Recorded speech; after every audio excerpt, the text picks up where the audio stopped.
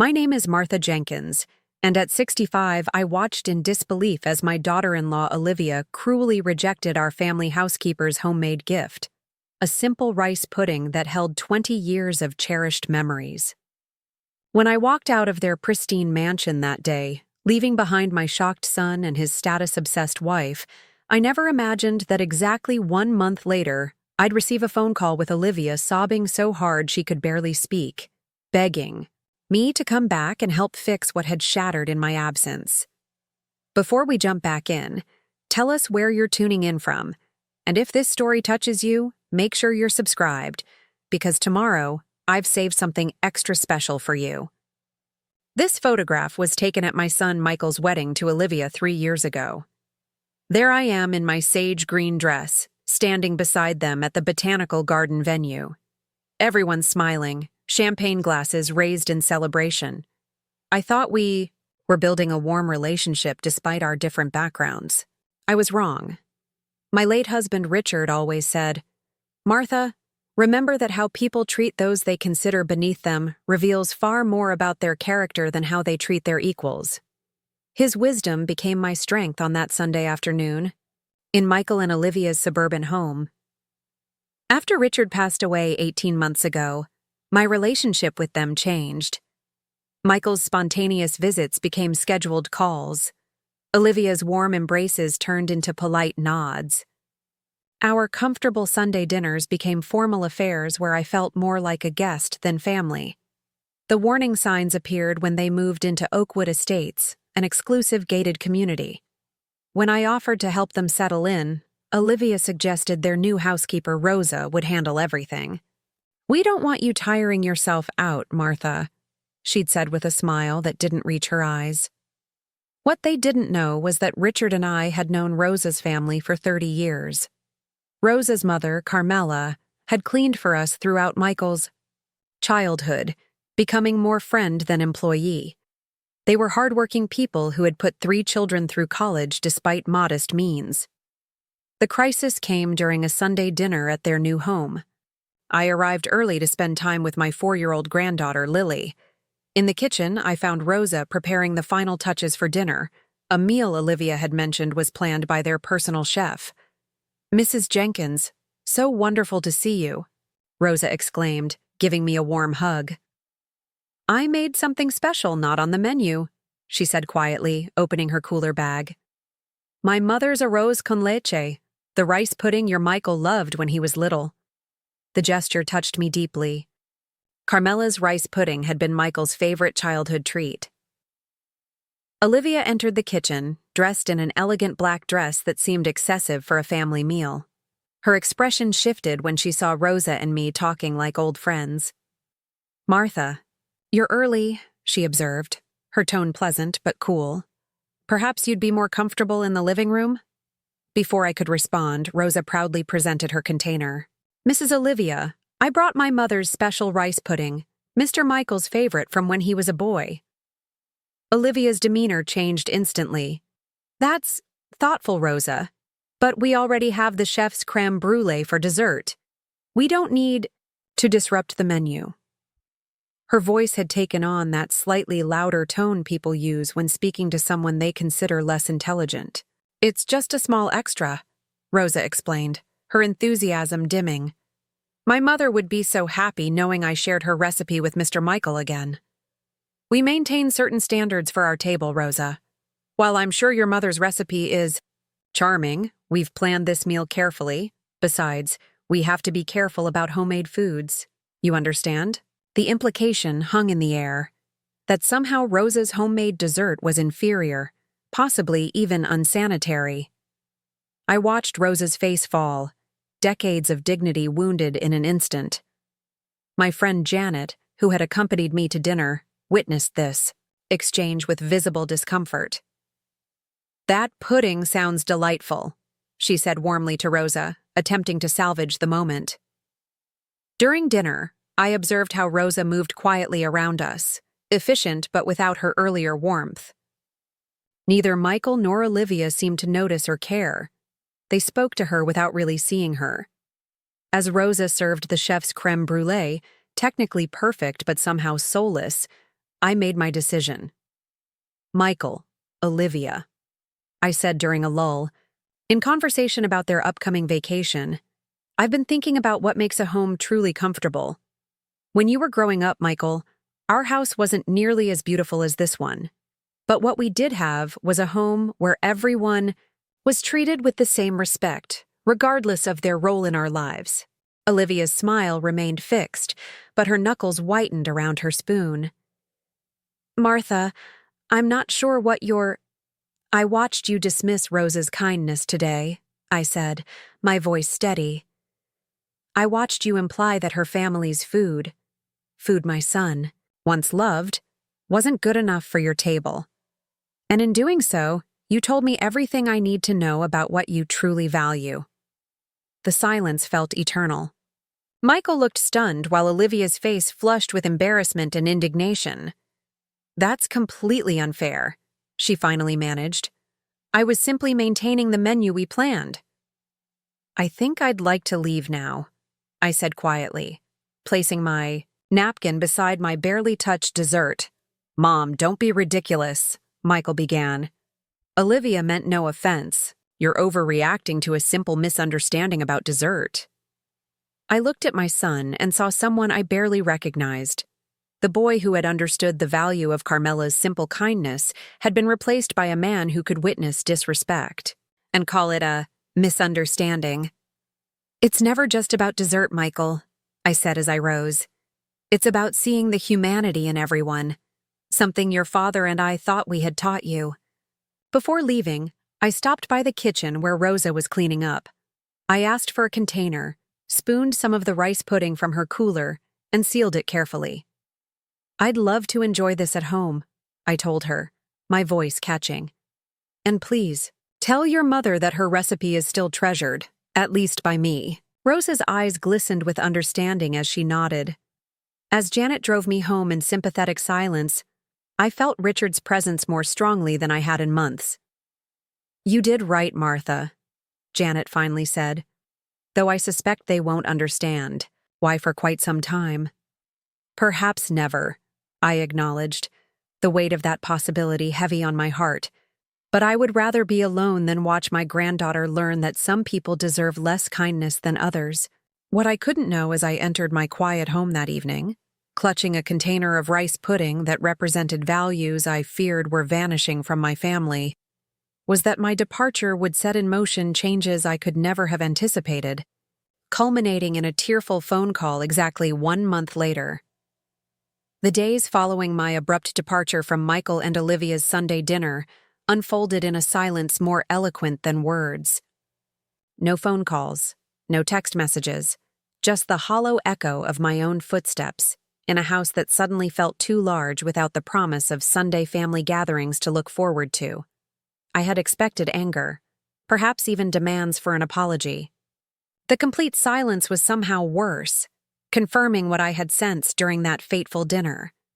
My son had become someone who found it easier to pretend problems didn't exist than to address them directly. Have you heard from Michael? Janet asked during our weekly garden club meeting 3 days after the incident. Not a word, I replied, carefully separating dahlia bulbs for next season's planting. Gardening had become my therapy since Richard's passing, a reminder that with proper care and patience, beautiful things could emerge from dormant periods.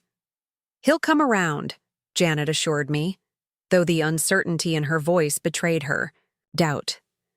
Once he's had time to reflect on what happened. I wasn't so sure. The Michael I had raised would indeed have reflected, would have recognized the callousness in Olivia's behavior. But the man sitting at that elegant dining table, dismissing cruelty as a misunderstanding about dessert, seemed a stranger to. That evening, I found myself looking through old photo albums, a habit I'd developed during particularly difficult moments of missing Richard. There was Michael at 7, covered in mud and beaming with pride after helping Carmela's husband fix their family car. Michael at 12, sitting at our kitchen table with Carmela's youngest son, both boys intent on a science project. Michael, at 16, dancing with Carmela at his birthday party because she had taught him the steps his father couldn't master. Where was that boy who had understood instinctively that the people who cleaned our home and tended our garden were worthy of the same respect and warmth as his teachers or his friends' parents? The sound of my phone ringing startled me from these reflections. For a moment, hope fluttered. Perhaps it was Michael. But the screen showed Rosa's name instead. Mrs. Jenkins. Her voice came hesitantly after my greeting. I hope I'm not disturbing you? Not at all, Rosa. It's lovely to hear from you. I wanted to apologize for what happened on Sunday. I never meant to cause troubles between you and your family. The distress in her voice was palpable. Rosa, I said firmly, you have absolutely nothing to apologize for. You offered a thoughtful gift from the heart. What happened afterward is not your responsibility. There was a pause, then a soft sigh. Mr. Michael came to the kitchen after you left. He was very upset. This caught me by surprise. What did he say? He asked what had happened before dinner, what you and I had talked about. I told him about the rice pudding, about how it was his favorite as a boy. Another pause. He seemed confused, like he didn't remember. The revelation struck me with unexpected force.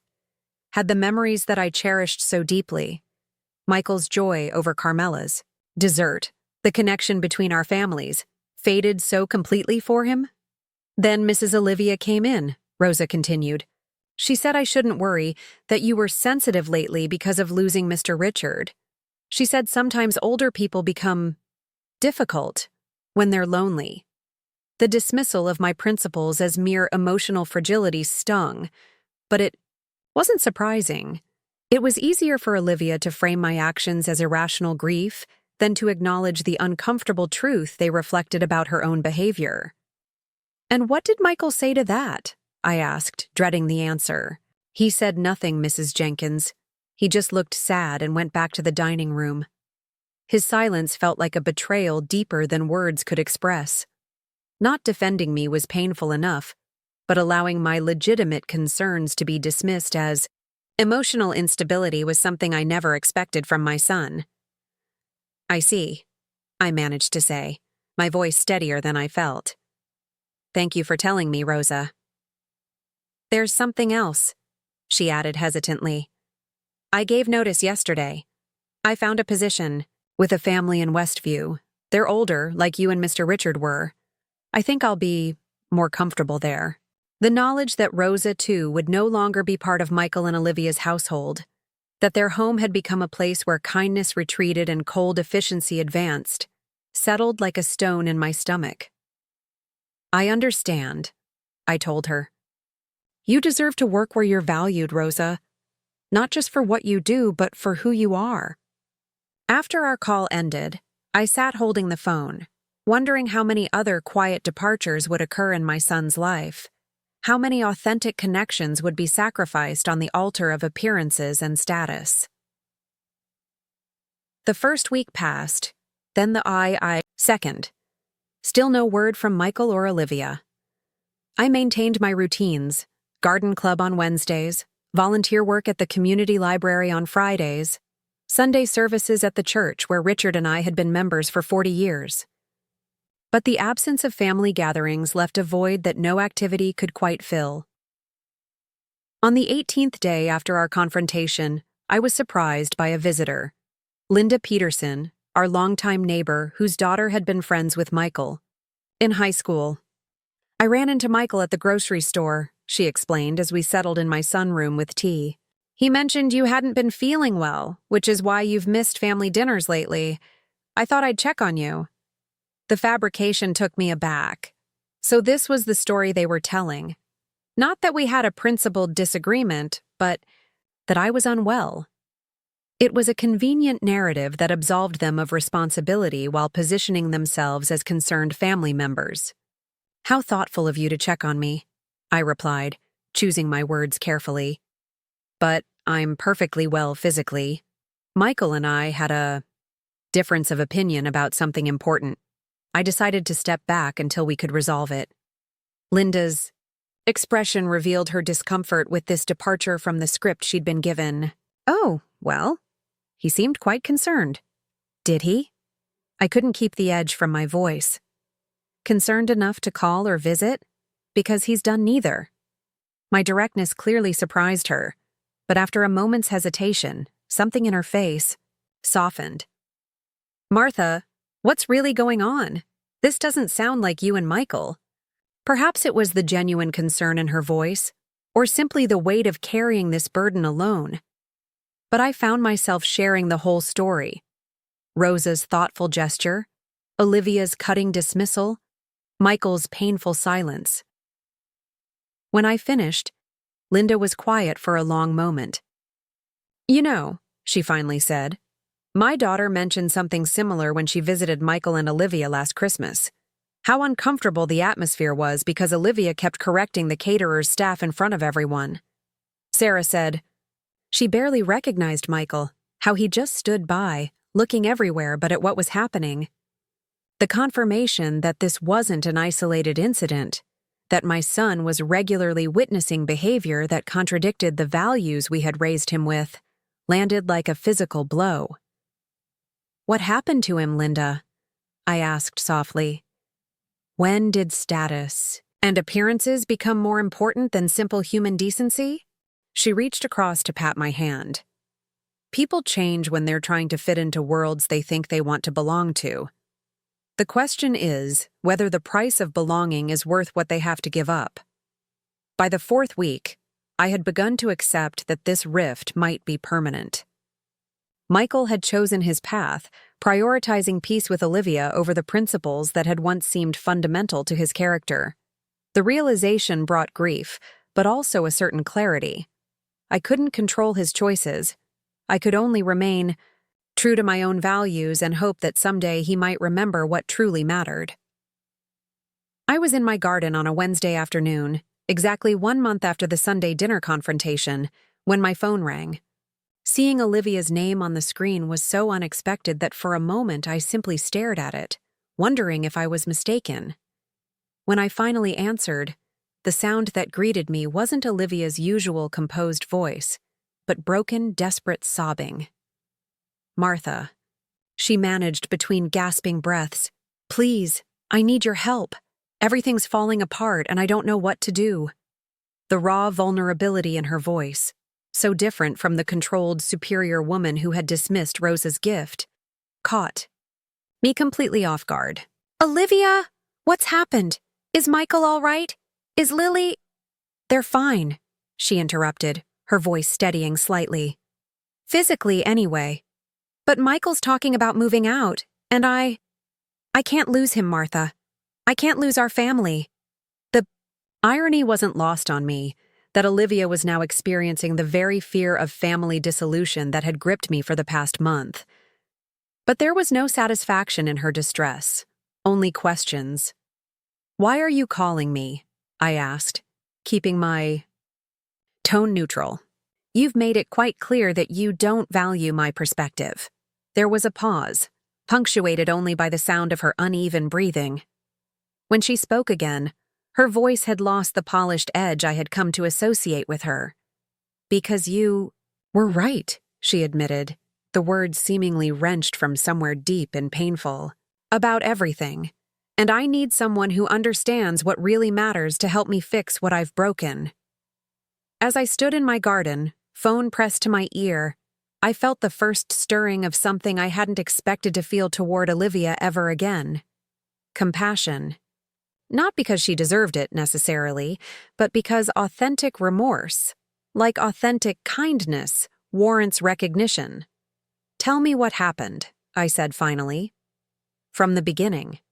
Her answer, and the extraordinary sequence of events that her tearful call set in motion, would reshape our family in ways none of us could have anticipated when Rosa first offered that simple container of rice pudding. It started with small things. Olivia's voice trembled through the phone. After you left that Sunday, Michael was quiet all evening. He barely spoke during dinner the next few days. When I asked what was wrong, he'd say, nothing, in that way that obviously means everything. I settled onto my garden bench, a strange calm settling over me as I listened. Whatever had transpired, It had shattered Olivia's carefully maintained facade. Then last week, Rosa gave her notice. She continued. Michael was... I've never seen him so upset. He accused me of creating an environment where people feel unwelcome and unappreciated. And did you? I asked quietly. There was a long pause. I didn't think so, she finally admitted. I thought I was just maintaining standards, creating the kind of home that reflected our position. But the things Michael said? He asked when I started seeing people as accessories rather than human beings. The question sounded like my son, the real Michael, the one who had somehow been submerged beneath the polished veneer of their Oakwood Estates life. What did you tell him? I asked. I tried to explain that appearances matter, that certain standards are expected in our circle. He just looked at me like I was speaking a language he suddenly couldn't understand. I could picture it.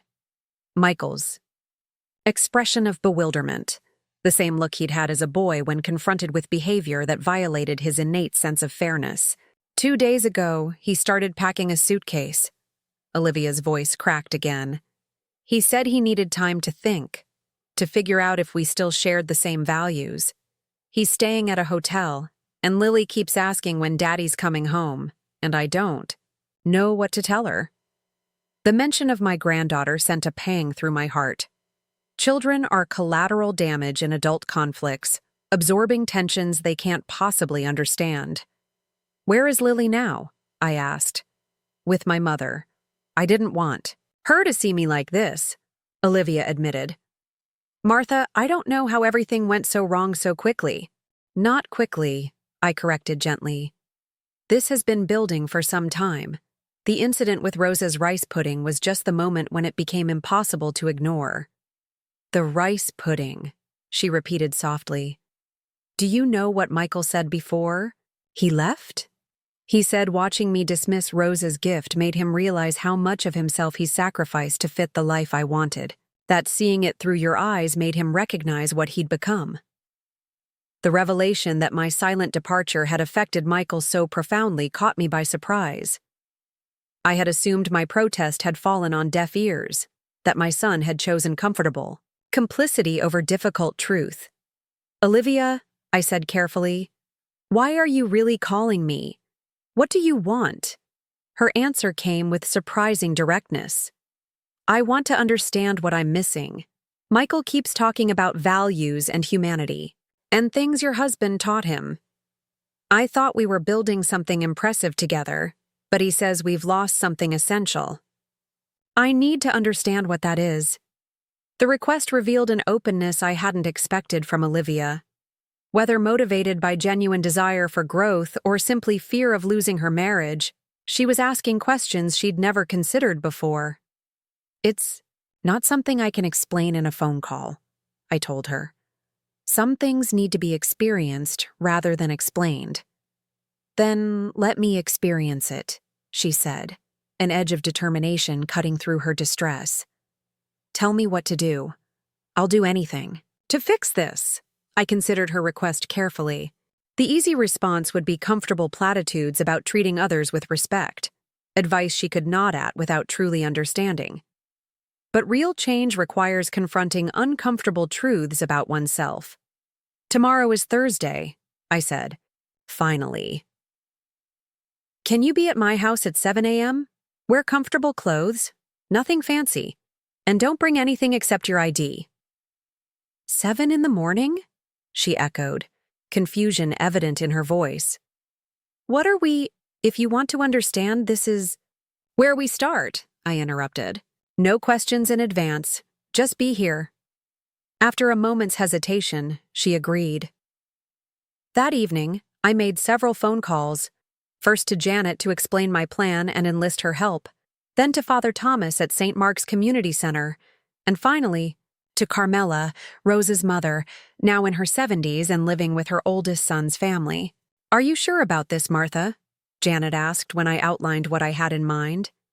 It seems rather unorthodox. Conventional approaches haven't worked, I pointed out. Michael and Olivia live in a bubble where appearance matters more than substance. Sometimes the only way to pop a bubble is with a sharp point of reality. Sleep came fitfully that night, my mind cycling through doubt and resolve. Was I overstepping? Perhaps. But watching my son lose his moral compass and my granddaughter being raised in an environment of superficial values seemed a greater risk than Olivia's potential resentment. At precisely 7 a.m., my doorbell rang. Olivia stood on my porch looking markedly different from her usual polished self. Her hair was pulled back in a simple ponytail, her face free of makeup, her clothing the casual exercise wear I'd requested. The vulnerability in her expression reminded me that beneath the social climbing and status consciousness was a young woman who had once made my son happy. "Good morning," I greeted her. "Janet will be here in a few minutes to drive us." "Drive? Us where?" Olivia asked, following me inside. "To St. Mark's Community Center. Thursday is when they prepare and serve breakfast for the neighborhood seniors and homeless population. They're short-staffed today, so we're filling in." Alarm flashed across her face. "Martha, I appreciate what you're trying to do, but I'm not. Sure, this is—" "You said you wanted to understand what Michael feels is missing," I reminded her. "This is part of that understanding. You can leave if you want to, but then we'll have nothing more to discuss." She hesitated, clearly torn between discomfort and desperation to salvage her marriage. "Fine," she finally conceded. "But I don't see how this connects to what's happening with Michael." "You will," I assured her. The community center kitchen was already bustling when we arrived. Father Thomas, a kindly man in his 60s who had known Richard well, greeted us warmly. "Martha, wonderful to see you. And this must be your daughter-in-law I've heard so much about." If Olivia was surprised to learn she'd been discussed, she didn't show it. She offered a polite smile that didn't quite reach her eyes, the same smile she typically reserved for service staff. "We're short 3 volunteers today, so this is truly a blessing," Father Thomas continued, leading us to a station where breakfast preparation was underway. "Olivia, would you mind working with Carmela on the egg station? She'll show you what to do." At the mention of Carmela's name, Olivia's head snapped up, recognition and discomfort flashing across her face. Before she could respond, an older Latina woman approached, her face weathered but kind, her eyes sharp and assessing. "So this is Michael's wife," Carmela said, looking Olivia up and down. "Come, girl. We have 300 eggs to scramble, and these old hands can't work as fast as they used to." I watched Olivia follow Carmela to the cooking station, her back rigid with tension. For the next 2 hours, they worked side by side, Carmela directing, Olivia initially stiff and awkward, but gradually finding a rhythm. From my station preparing fruit cups, I could see Carmela speaking to Olivia, their conversation too low to overhear, but intense enough to keep Olivia's expression cycling between defensiveness and thoughtfulness. When breakfast service began, Olivia was assigned to serve alongside an elderly volunteer named Grace, a retired school principal who had known Michael as a student. I watched as Olivia's initial discomfort with directly serving people, many unwashed, some clearly suffering from mental illness or addiction, slowly gave way to something else. Not comfort, exactly, but a growing awareness that each person who passed through the line was an individual with a story, not simply a faceless recipient of charity. Around 10, as we were cleaning up, a young mother with 3 small children came in. "I know we're late," she said apologetically to Father Thomas. "The baby was sick, and then the bus was late, and—" "Not to worry," he assured her. "We have plenty left. Let me find someone to help you." To my surprise, Olivia stepped forward, before he could call anyone. "I can help them," she said, her voice lacking its usual crisp confidence but carrying a different kind of certainty. I watched as she carefully filled plates for each child, kneeling to ask the youngest what he preferred. making sure the portions were generous. Something in her interaction with them seemed more genuine than I had ever witnessed from her before. As we drove home later, Olivia was uncharacteristically quiet, staring out the window at neighborhoods far different from the manicured perfection of Oakwood Estates. "Did you know," she finally said, "that Carmela put 3 children through college working 2 jobs? That her oldest son is a cardiologist who offered to support her retirement, but she insists on volunteering at the center 4 days a week because she says purpose matters more than leisure." "I did know that," I confirmed. "Richard and I attended her son's medical school graduation." Olivia absorbed this in silence. She told me Rosa cried after I dismissed her rice pudding, not because of embarrassment, but because she worried she had damaged the connection between you and Michael. The revelation twisted in my heart. Rosa, despite being the one treated poorly, had been concerned about our family bonds rather than her own feelings. "Carmela also told me," Olivia continued, her voice slightly unsteady, "that when Michael was 14, he spent every Saturday for 3 months helping her husband fix up their house after a storm damaged it. That Richard taught him how to replace drywall and install new gutters specifically for that purpose." "That's true," I said. "Michael never mentioned it?" She shook her head. "There's so much about him I apparently don't know, or chose not to see because it didn't fit the narrative I wanted." As Janet pulled into my driveway, Olivia turned to me with an intensity I had never seen from her before. "What else haven't I seen, Martha? What else have I been missing while I've been so focused on creating the perfect life?" Her question, genuine, urgent, and laced with dawning awareness of her own blind spots, marked the first real opening for change I had witnessed from her. "Come inside," I said. "I think it's time I showed you something that might help you understand what Michael's been trying to tell you." As we entered my modest home, so different from the carefully curated showpiece she and Michael inhabited, I saw Olivia looking around with new eyes, noticing not the lack of designer furnishings, but the warmth and history embedded in every corner. What I showed her then, and the extraordinary conversation that followed, would set us on a path toward reconciliation none of us could have imagined.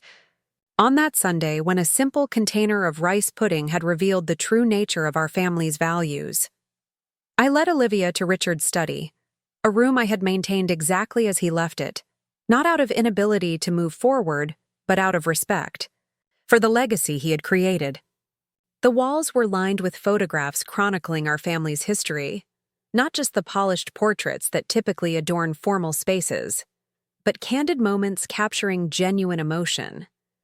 "I've never been in this room before," Olivia said quietly, her eyes moving across the shelves of books, the worn leather chair where Richard had spent countless evenings, the desk still arranged with his reading glasses and favorite pen. "Richard believed spaces should reflect what we truly value, not what we want others to think we value," I explained, moving toward a large wooden chest in the corner. "This is what I wanted to show you." I opened the chest to reveal dozens of hand-bound journals, each labeled with a year. Richard kept these his entire adult life. Every day he wrote about what he was grateful for, what he had learned, and how he had tried to live according to his values. Olivia looked bemused. "I don't understand what this has to do with—" "When Michael was born," I continued, selecting a specific journal, "Richard started a second set of journals. Letters to Michael, about the kind of man Richard hoped he would become." I opened the journal to a marked page and handed it to Olivia. "This entry was written when Michael was 16. I think you should read it." She hesitated before accepting the journal, as if uncertain whether she had the right to access something so personal. But curiosity won out, and she began to read. The entry dated September 12th, 25 years earlier. "Today, I watched my son become the man I've hoped he would be," Richard had written in his clear, deliberate handwriting.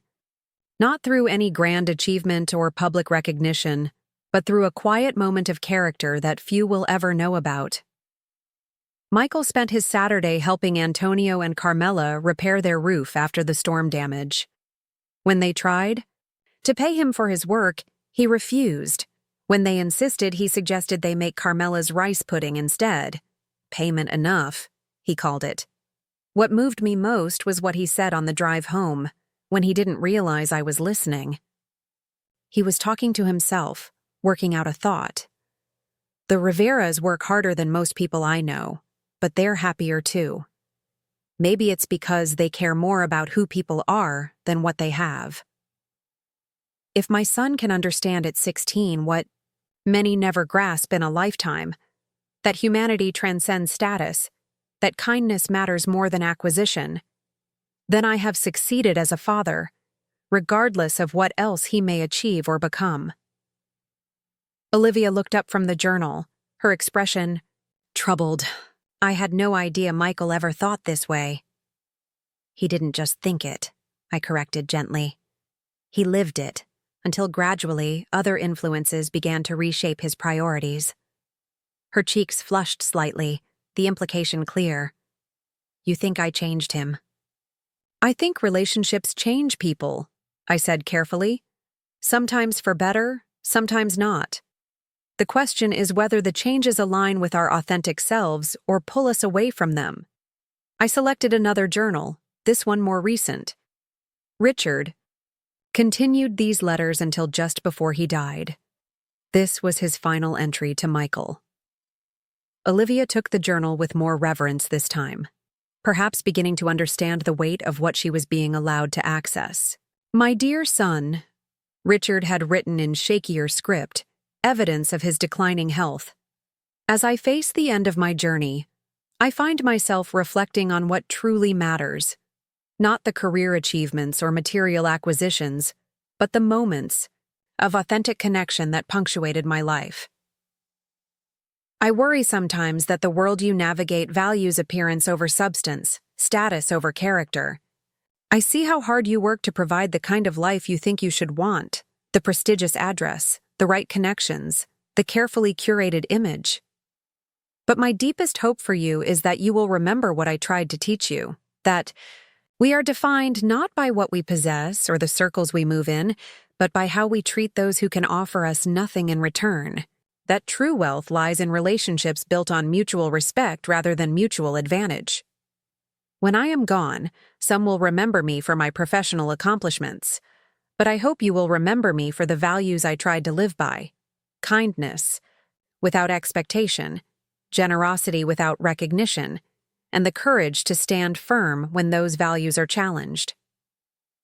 Whatever path you choose, remember that a life that impresses others but betrays your own principles is no success at all. Tears slid silently down Olivia's cheeks as she finished reading. The carefully maintained composure that had defined her for as long as I had known her seemed to dissolve, revealing something more vulnerable and authentic beneath. Michael never showed me these, she whispered. Did you ever ask about his father's values? I inquired gently. About the kind of man Richard was beyond the basic biographical details? She shook her head slowly. I assumed I knew what mattered. Success, achievement, creating the right image. That's what my parents valued, what everyone in my circle valued. I never thought to question it.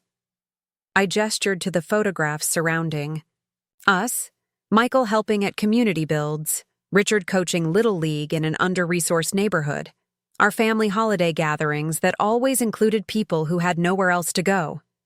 This is what shaped Michael, I told her. Before he met you, this was the foundation of his identity. Not achievement for recognition's sake, but meaningful contribution and authentic connection. Olivia moved closer to examine a photograph of Michael at 17, covered in paint, after helping refurbish a shelter for victims of domestic violence. His smile was uninhibited, joyful in a way I hadn't seen in years. He looks so free, she observed quietly.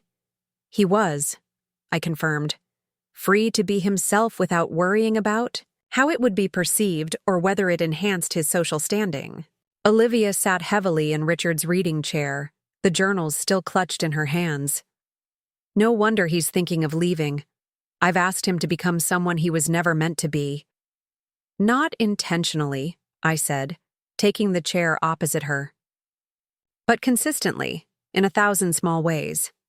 The house in the right neighborhood, the connections with the right people, the dismissal of relationships that didn't serve your assent.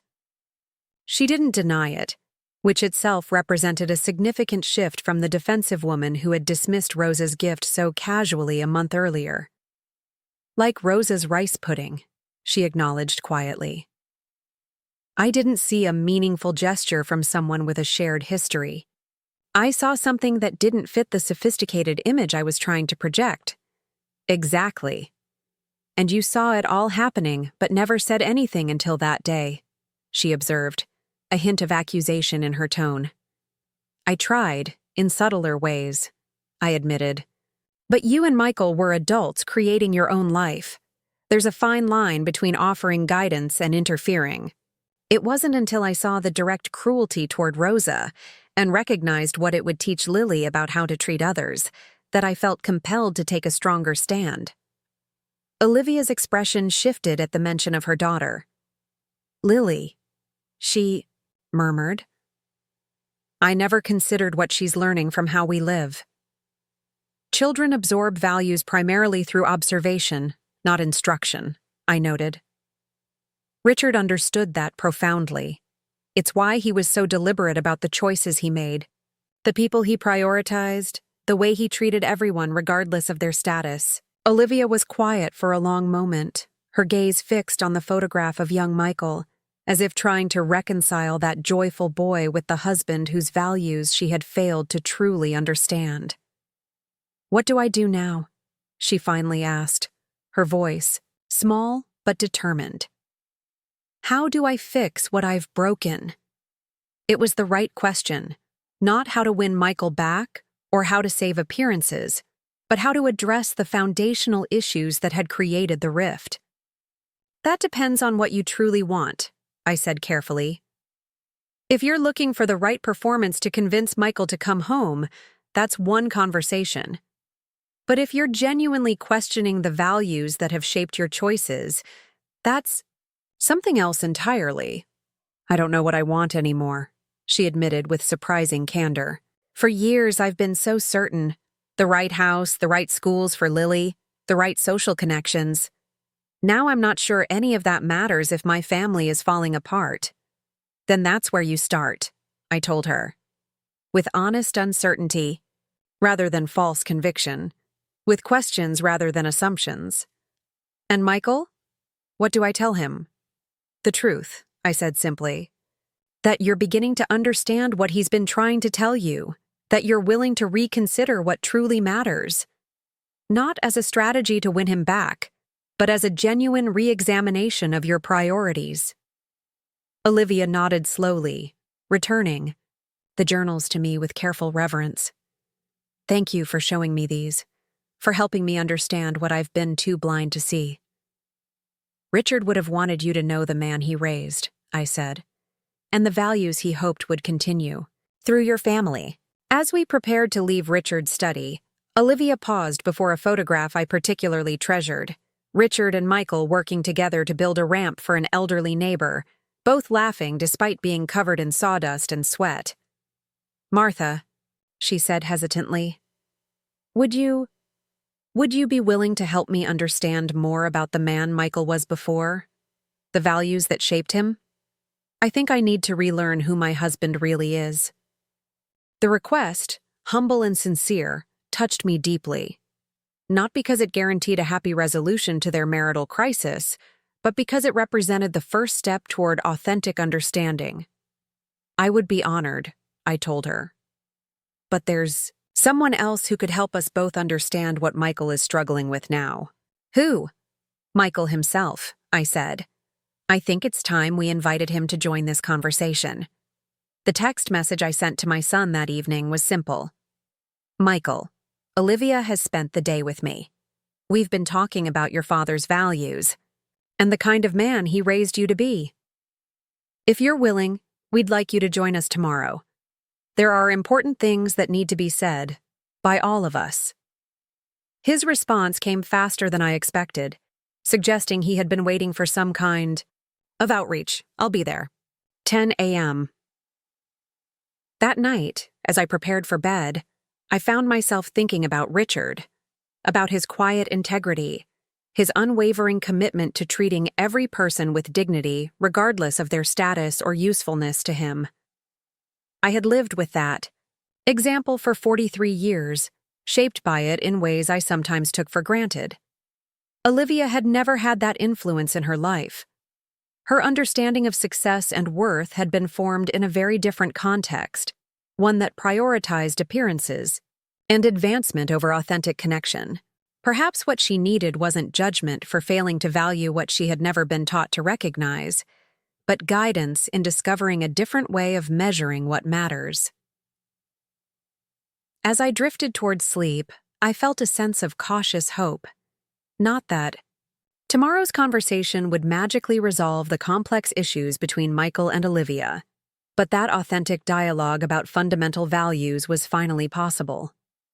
And without that foundation, no relationship, no matter how impressive its external trappings, can truly flourish.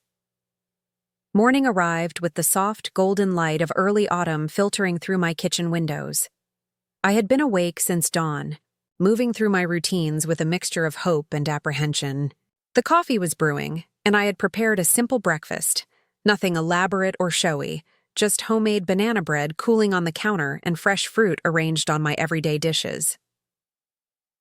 At 9:30, my doorbell rang. Olivia stood on my porch. Half an hour early, her usual polished appearance noticeably softened. Her hair was pulled back simply, her face bore minimal makeup, and she wore a casual sweater and jeans rather than the designer outfits I had come to expect. "I hope it's all right that I'm early," she said, a nervousness in her voice I had never heard before. "I couldn't just sit in my house waiting." "Of course." I welcomed her inside. "Would you like some coffee?" She nodded, following me to the kitchen where I poured her a mug. She accepted it with a small smile, then reached into her bag and pulled out a container that looked oddly familiar. "I brought something," she said hesitantly, placing it on the counter. I went to see Rosa's mother last night." This surprised me. "Carmela? You went to her house?" Olivia nodded, a flush rising to her cheeks. "After everything yesterday, the community center, your husband's journals, I couldn't stop thinking about the rice pudding, about what it represented that I was too blind to see." She opened the container to reveal the distinctive creamy dessert, flecked with cinnamon. "Carmela taught me how to make it. We spent 3 hours in her kitchen. She was kinder than I deserved." The gesture moved me deeply, not just the effort to recreate the recipe, but the humility it must have taken to approach Carmela after what had happened. "That can't have been easy for you," I observed. "It wasn't," she admitted.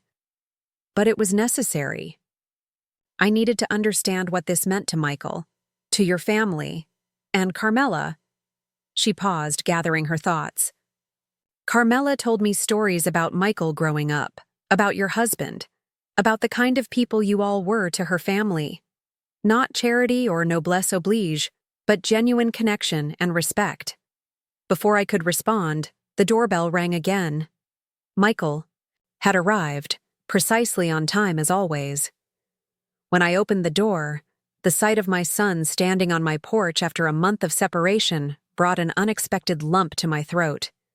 He looked tired, the kind of bone-deep weariness that comes from emotional struggle rather than physical exertion. "Mom," he said simply, stepping forward to embrace me. The hug was tight, almost desperate, communicating an apology and relief that words hadn't yet formed. When he released me, his eyes immediately sought beyond me, searching the entry hall. "Is Olivia here already? Her car's outside." "In the kitchen," I confirmed. "She arrived early." His expression tightened with anxiety. "How is she?" "Different," I said honestly. "I think you'll see for yourself." I led him to the kitchen where Olivia stood awkwardly by the counter, the container of rice pudding still open beside her. When Michael saw her, he stopped abruptly, clearly surprised by her altered appearance and the uncertainty in her stance. "So, different from the confident, polished woman he had married. "Hi," she said softly, her usual assurance nowhere in evidence.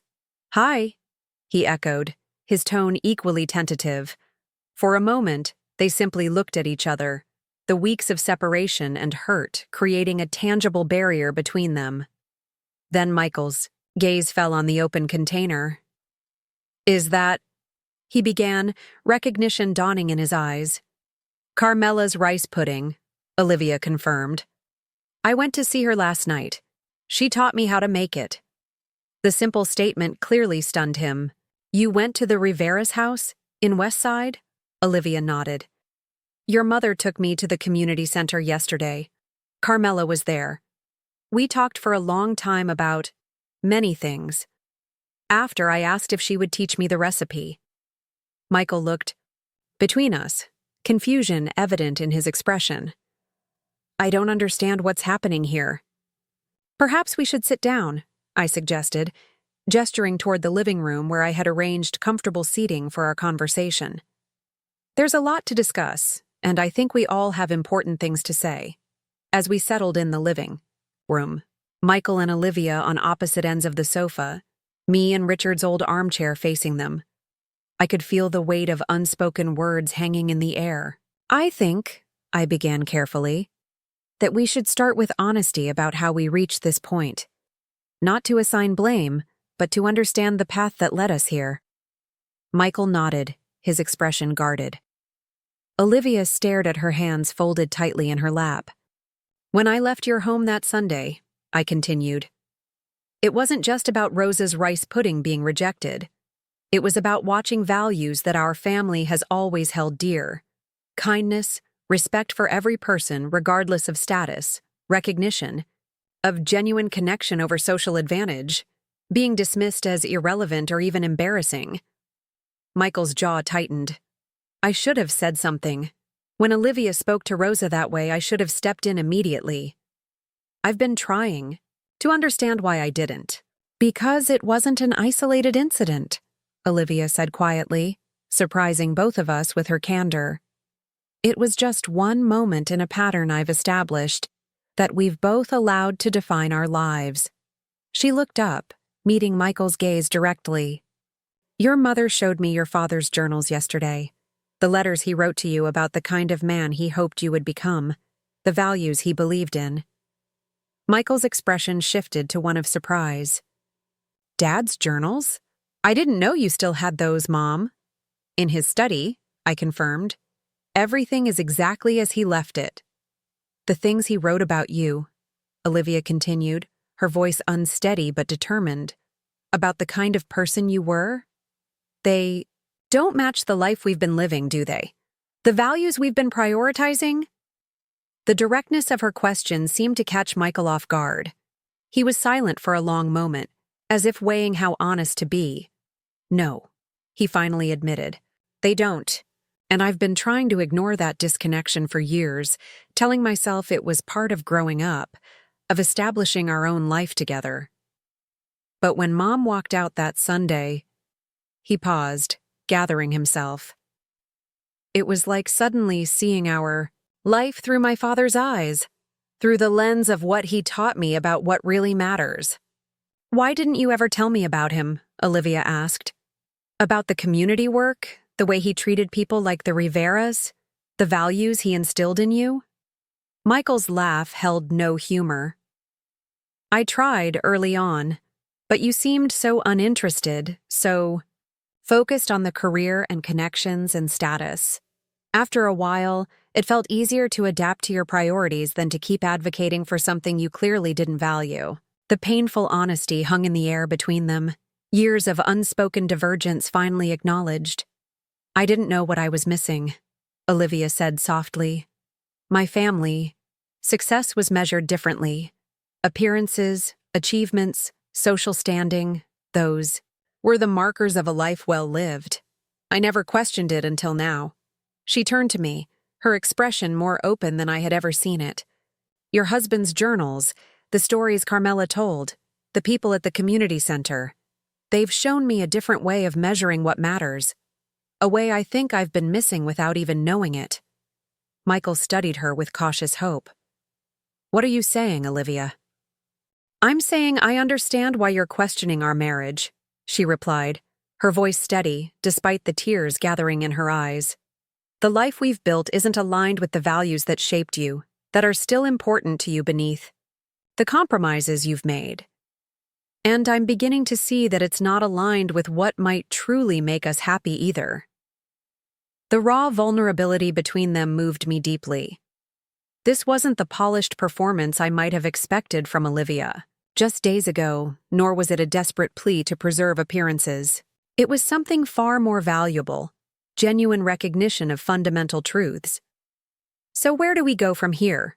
Michael asked, the question directed not just to Olivia, but to all of us.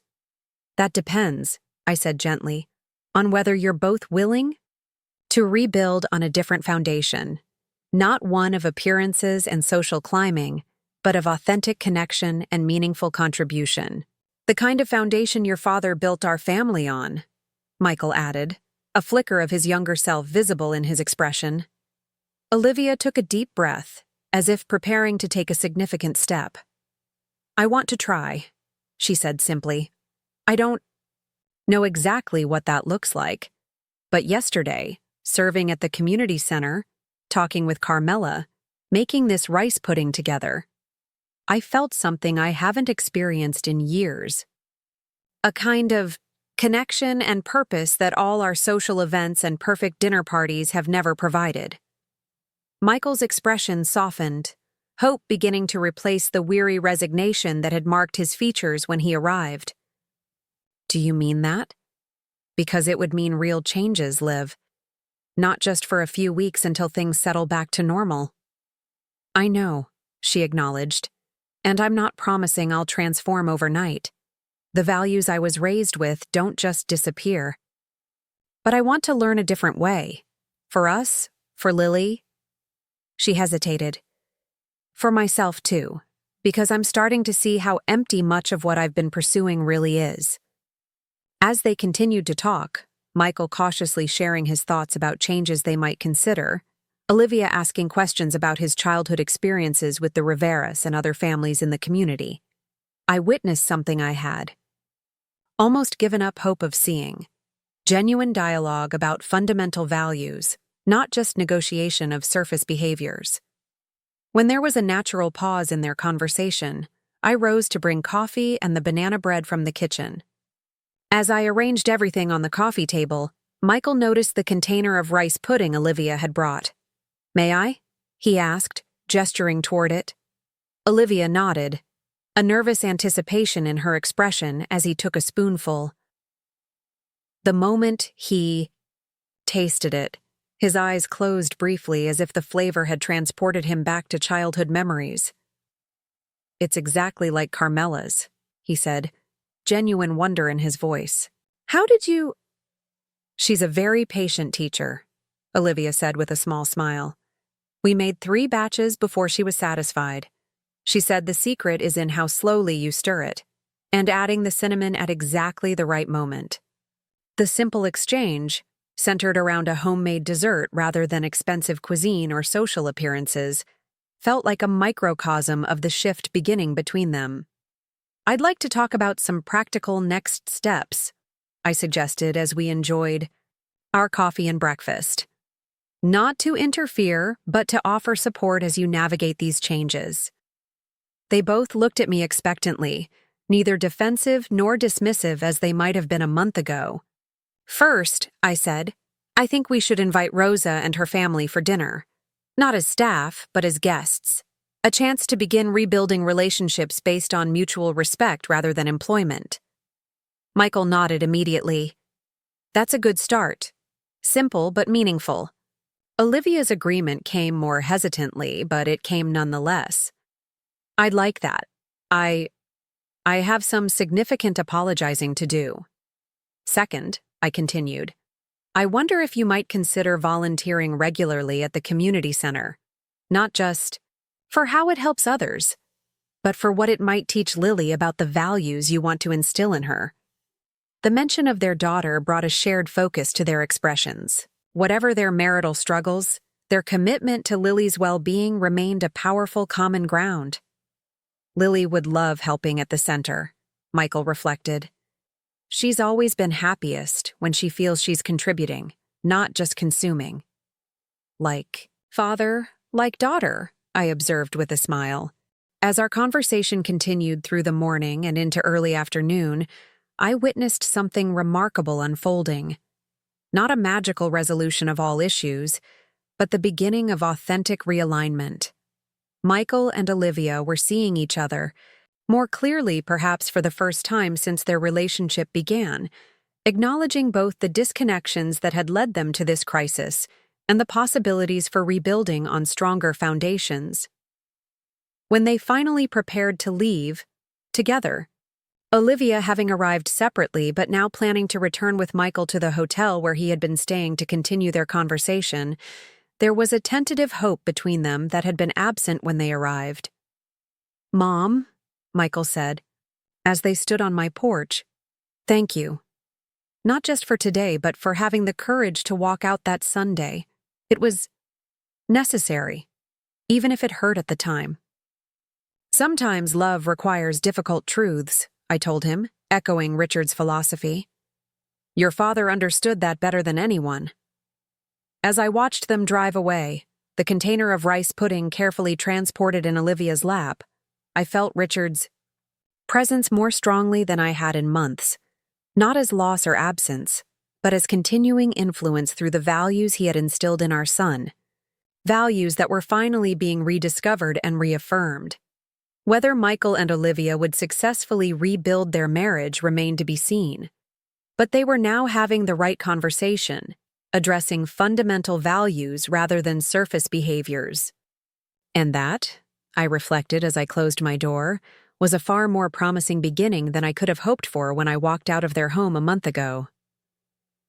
6 months had passed since that pivotal day when Michael and Olivia sat in my living room, beginning the difficult but necessary work of realigning their marriage with values that truly mattered.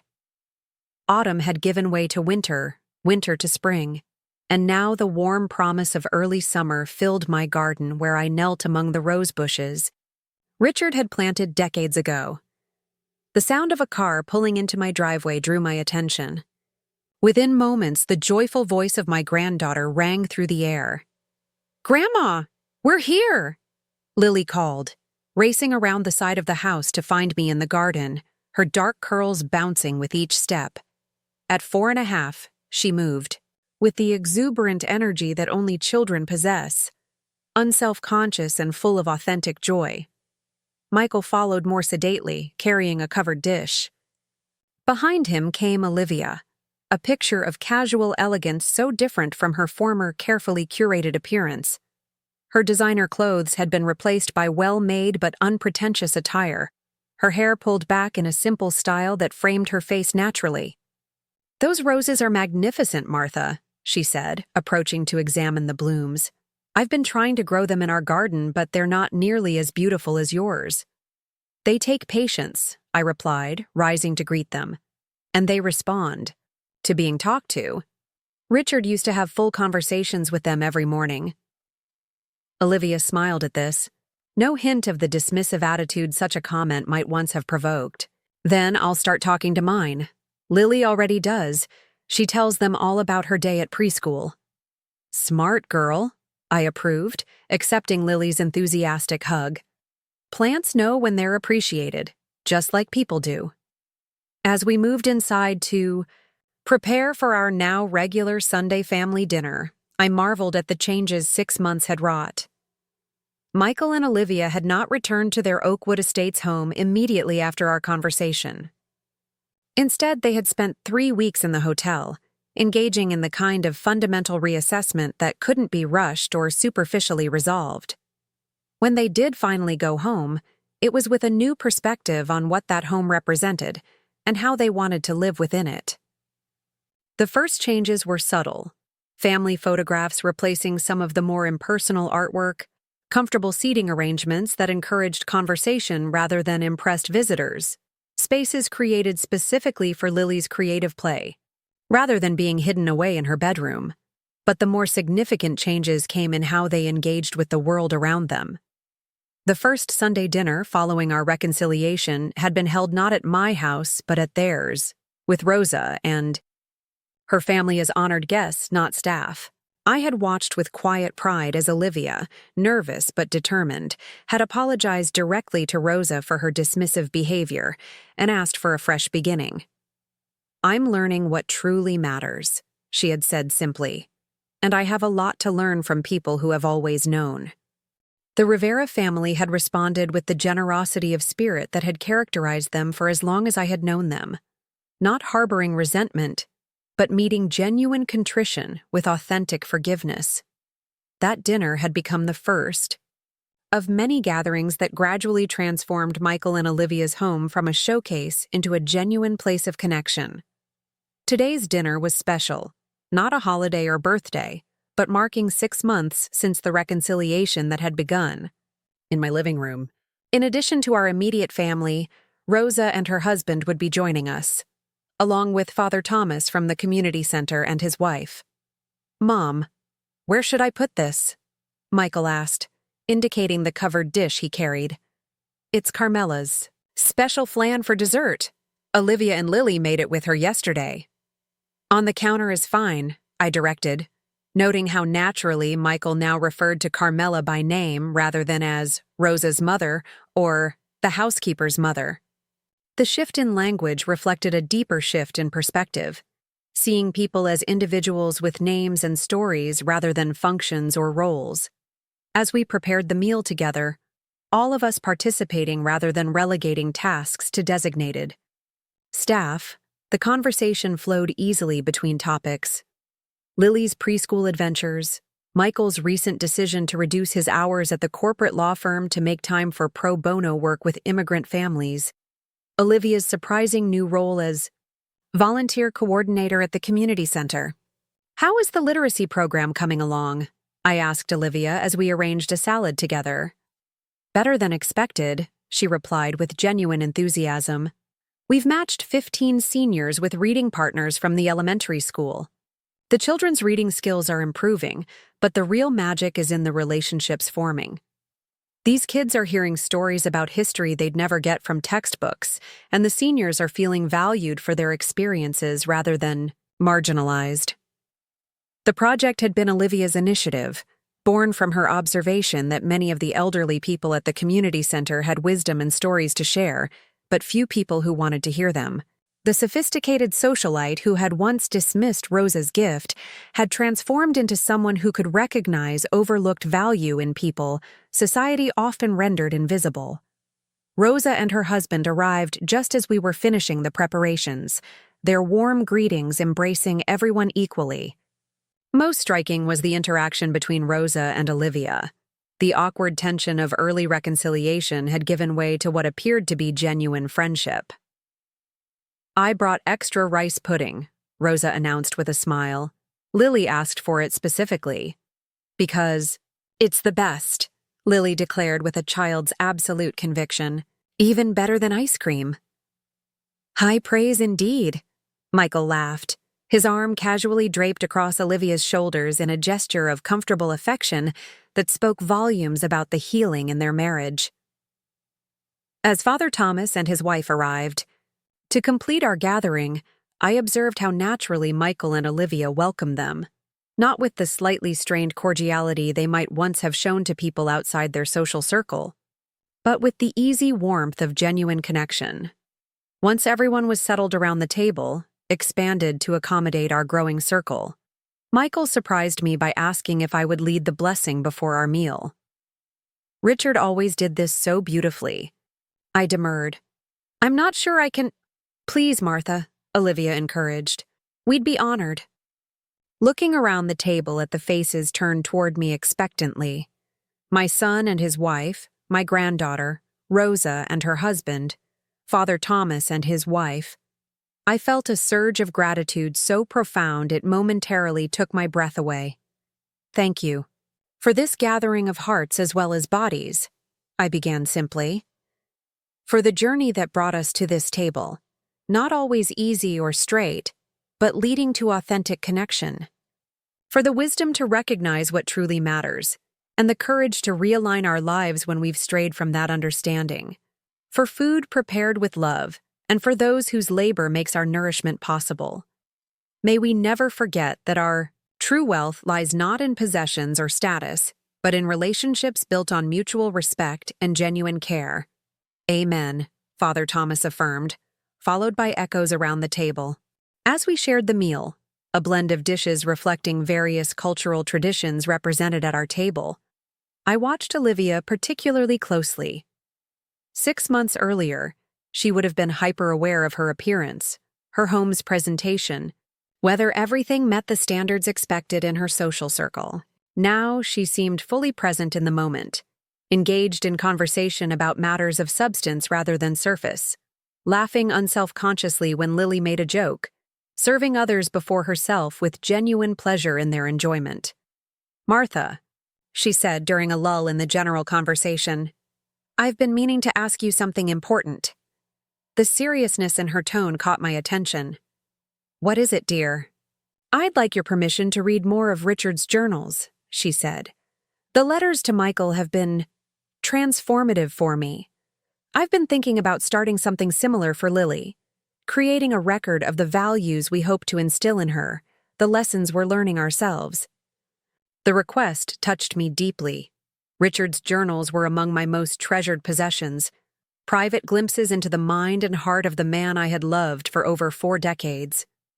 That Olivia now valued them enough to request access, and more significantly, to consider creating a similar legacy for her own daughter, represented a profound shift in what she considered important. "I think Richard would be honored," I told her sincerely.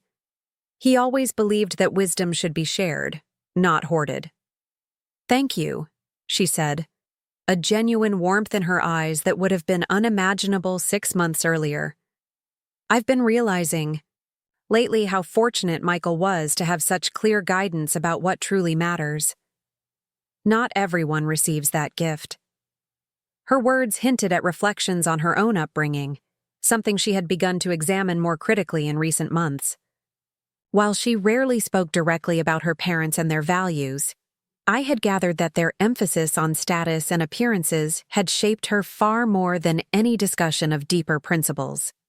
After dinner, as the adults lingered at the table, over coffee while Lily showed Rosa's husband her latest art project in the living room, Michael brought out a small, carefully wrapped package. "Mom, we have something for you," he said, placing it before me. "A thank you doesn't seem adequate for what you did 6 months ago, but we wanted to acknowledge it somehow." "You didn't need to get me anything," I protested mildly. "Seeing your family thriving is gift enough." "Just open it," Olivia encouraged with a smile. "This is something special." Inside the wrapping was a beautifully bound book. Opening it, I discovered a collection of photographs, not just recent ones of their family, but older images I recognized from Michael's childhood, interspersed with pictures from the past 6 months, showing their growing connection. Inside the wrapping was a beautifully bound book. Opening it, I discovered a collection of photographs, not just recent ones of their family, but older images I recognized from Michael's childhood, interspersed with pictures from the past 6 months showing their growing connection with the Rivera family, their involvement at the community center, and casual moments of genuine joy in their home. What made this album truly special, however, were the handwritten reflections accompanying each image, some in Michael's distinctive script, others in Olivia's more flowing hand.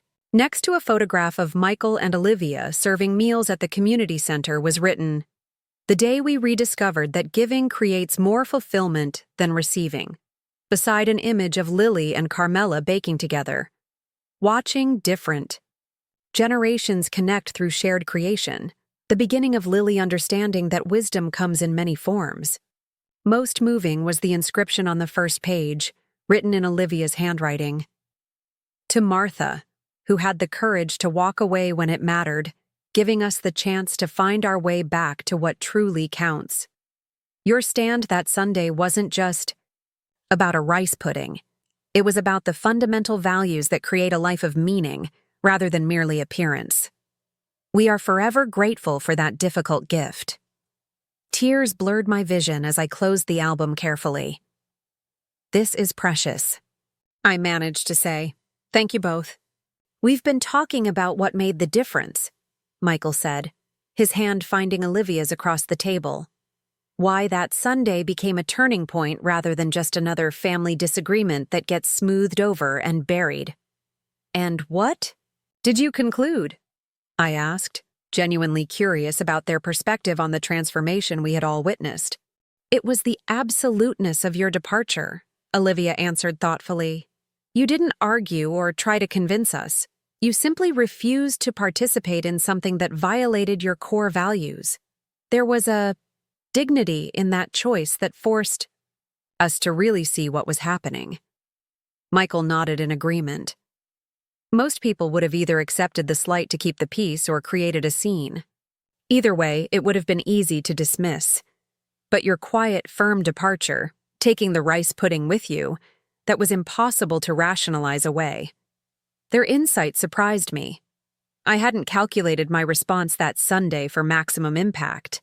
I had simply reached my limit for witnessing values I held dear being trampled. But their analysis rang true. There is a certain undeniable power in the act of quietly but firmly refusing to participate in what you know to be wrong. As our gathering continued into early evening, I found myself observing the natural flow of conversation and connection around my table. Father Thomas and Michael deep in discussion about expanding legal aid services at the community center. Rosa's husband showing Lily how to fold napkins into animal shapes, her delighted giggles, punctuating their interaction. Olivia and Rosa exchanging recipes and gardening tips, their shared interests having gradually bridged the employer-employee dynamic that once defined their relationship. Most striking was how different this felt from the formal, tension-filled dinners at Michael and Olivia's Oakwood Estates home just 6 months earlier. There, conversation had been performative, relationships hierarchical, enjoyment secondary to impression. Here, authenticity prevailed, people connecting as equals, conversations following genuine interest rather than social protocol, pleasure, derived from meaningful exchange rather than status confirmation. When it came time for everyone to leave, the goodbyes were warm and unhurried. Plans were made for future gatherings, not as obligations on a social calendar, but as genuine anticipation of continued connection. As Michael helped Lily into her coat, Olivia drew me aside for a moment of private conversation. "There's something else I wanted to tell you," she said, an understated excitement in her voice. "We've decided to sell the Oakwood Estates house. The news caught me by surprise. Their home had been the crown jewel of their status-focused life, perfectly located, professionally decorated, impressive to all who entered. That's a significant change," I observed carefully. "Are you sure?" She nodded with quiet certainty. "It's too big, too formal, too focused on appearance rather than living. We found a smaller place closer to the community center, with a wonderful yard for Lily and room for a proper garden." She smiled slightly. "The kitchen has space for everyone to cook together, and the living room actually encourages people to live in it rather than just admire it." The decision represented far more than a change of address. It was a physical manifestation of the values shift that had been occurring internally. "What about your friends in Oakwood Estates?" I asked, thinking of the social circle they had worked so hard to cultivate. "That's been interesting," Olivia admitted. "Some have drifted away as our priorities changed. But others, a few I wouldn't have expected, have expressed a kind of envy, I guess, for the authenticity they see in our life now. 2 couples have even started volunteering with us at the center." Her observation reminded me of something Richard used to say, that many people trapped in status-focused lives are secretly longing for more meaningful connection, but don't know how to break free without permission from others who share their social standing. "And Michael?" I asked. "How does he feel about the move?" "Relieved," she said simply. like he can finally exhale fully after years of holding his breath. He said it feels like coming home to himself. As they prepared to leave, Lily clutching a small pot containing a rose cutting I had prepared for her garden, Michael carrying leftover containers Rosa had insisted they take, I was struck by how much more present they all seemed. 6 months ago, even in casual family settings, part of their attention had always been elsewhere.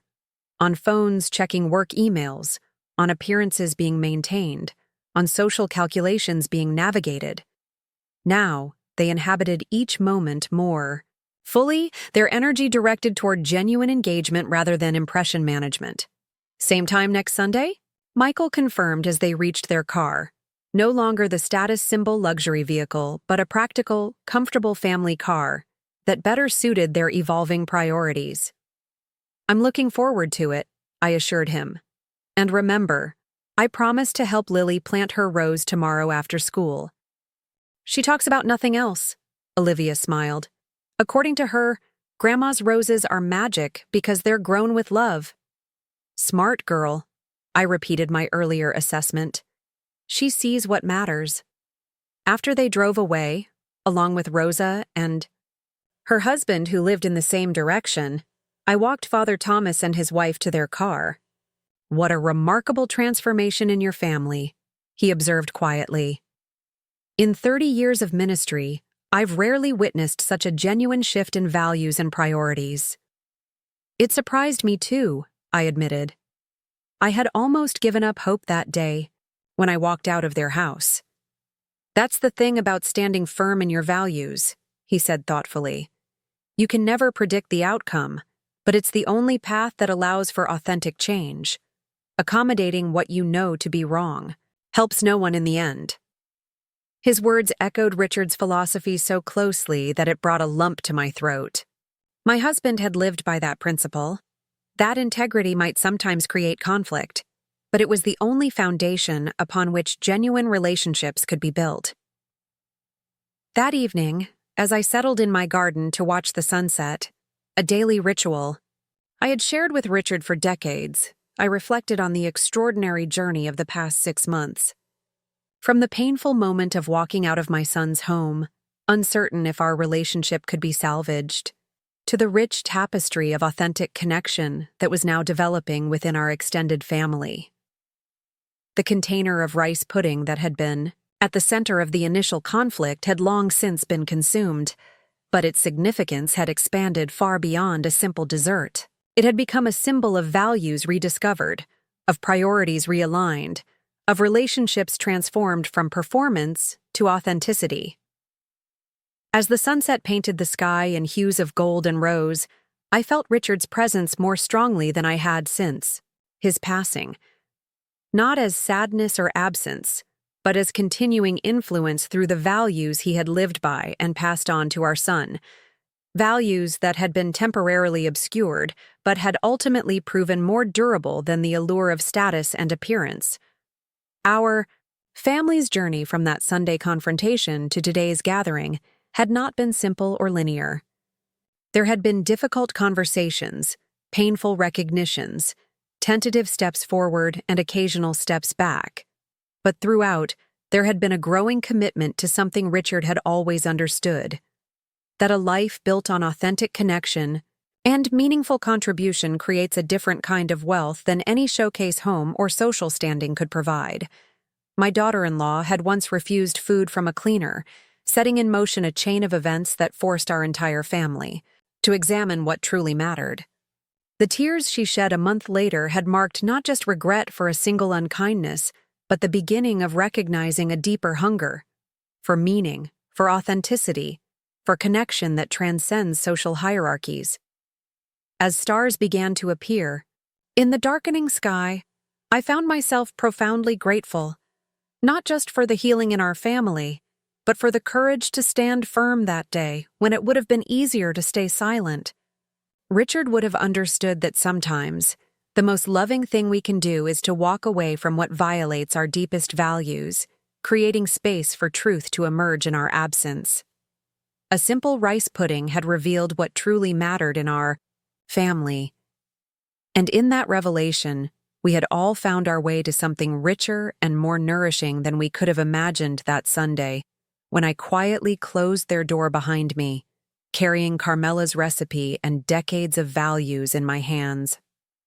1. Year had passed since that fateful Sunday when I walked out of Michael and Olivia's home with a container of rice pudding and a heart heavy with disappointment. The seasons had completed their full cycle, summer giving way to autumn, winter, spring, and now returning to summer once more. But the changes in our family had not followed the predictable patterns of nature. They had unfolded in ways I could never have anticipated that day. I stood in my kitchen arranging freshly cut roses from my garden, their fragrance filling the air with summer sweetness, when the sound of several cars pulling into my driveway caught my attention.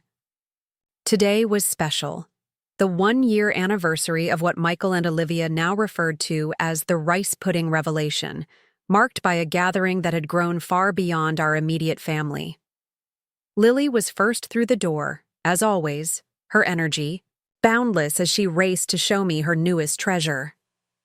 "Grandma, look what Mrs. Carmela gave me." In her small hands was a delicate silver pendant shaped like a spoon. "She says it's to remember that food made with love feeds more than just our bodies." "It's beautiful," I said, admiring the thoughtful gift. "And Mrs. Carmela is very wise." Michael and Olivia followed, carrying dishes for our potluck celebration.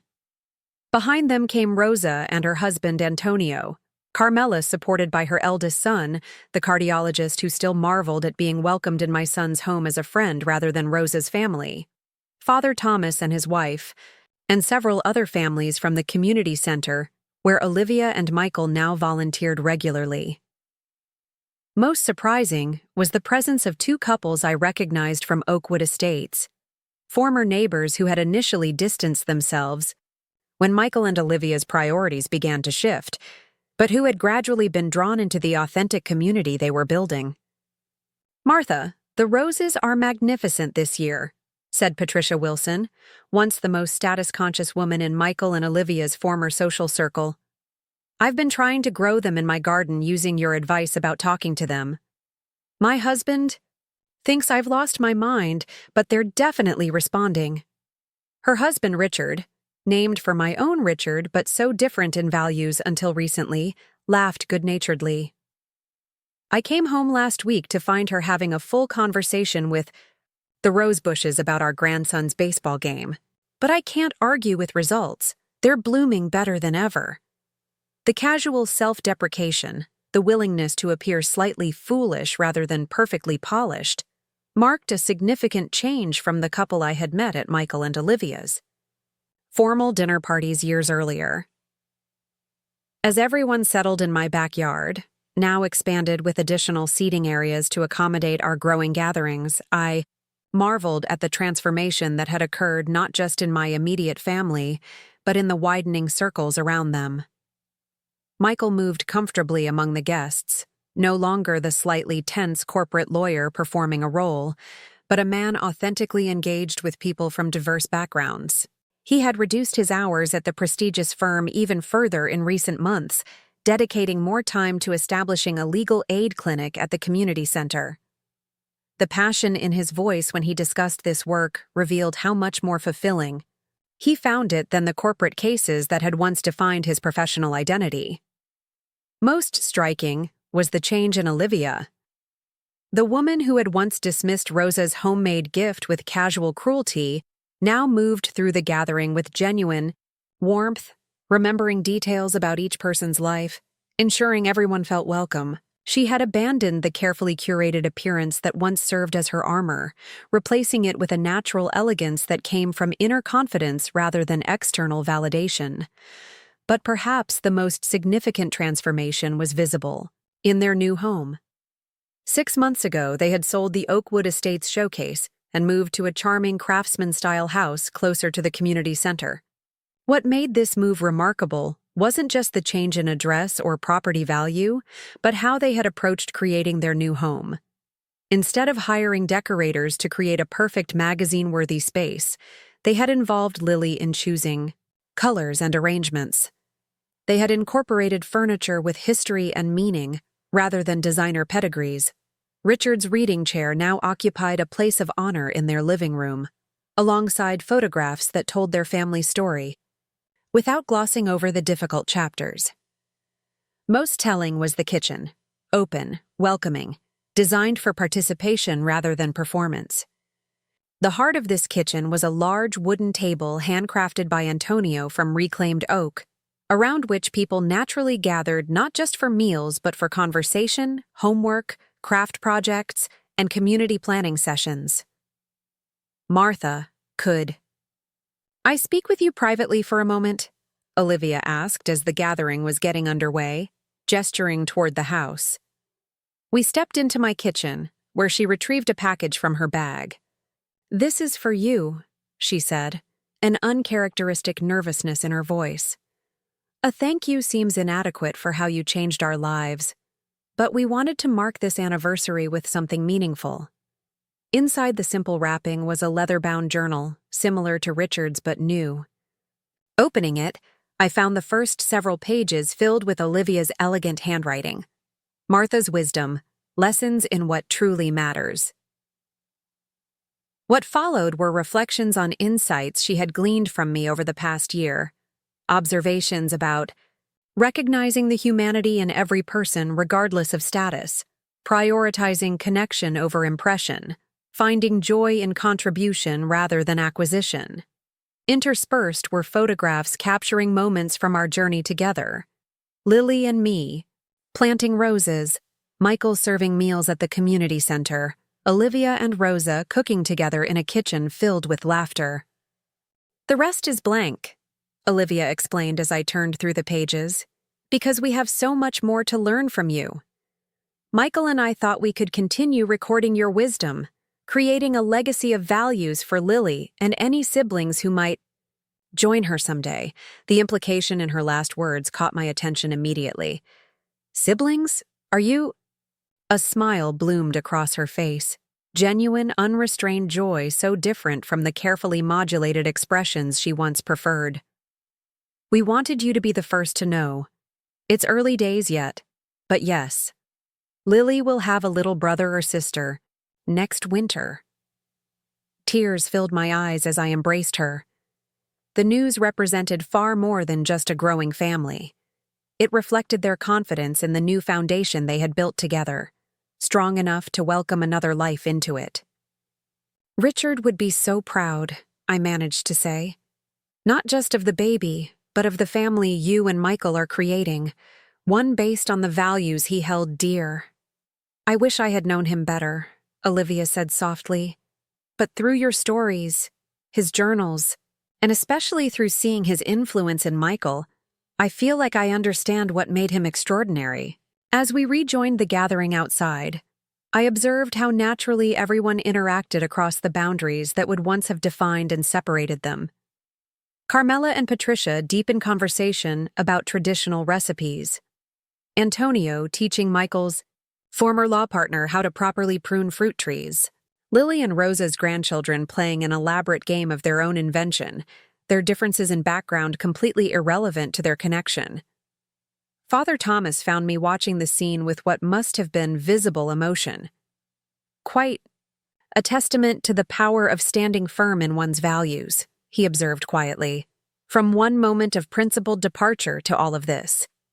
"It still amazes me," I admitted. "I never imagined that walking out that day would lead here." "That's the beauty of integrity," he reflected.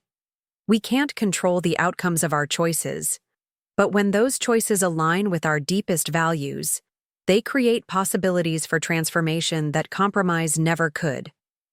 As the afternoon progressed into evening and lights were strung across my expanded garden to create a warm glow over our continuing celebration, Michael called for everyone's attention. "A year ago today," he began, his arm around Olivia's shoulders, "my mother taught our family an invaluable lesson about what truly matters. It wasn't an easy lesson. The best ones rarely are. It began with a container of rice pudding and ended with a complete reimagining of how we want to live and what we want to prioritize." He raised his glass. "To my mother, Martha, who had the courage to walk away when it mattered, giving us the chance to find our way back to what truly counts. As glasses were raised around the garden, crystal mingling with simple tumblers, expensive wine alongside homemade lemonade, I felt Richard's presence more strongly than at any time since his passing. Not as an absence to be mourned, but as a continuing influence through the values he had lived by and passed on, values that had weathered the storm of material success and status-seeking to emerge stronger on the other side. After the toast, as conversation resumed and the gathering continued into the soft summer evening, Olivia joined me on the garden bench Richard had built decades ago.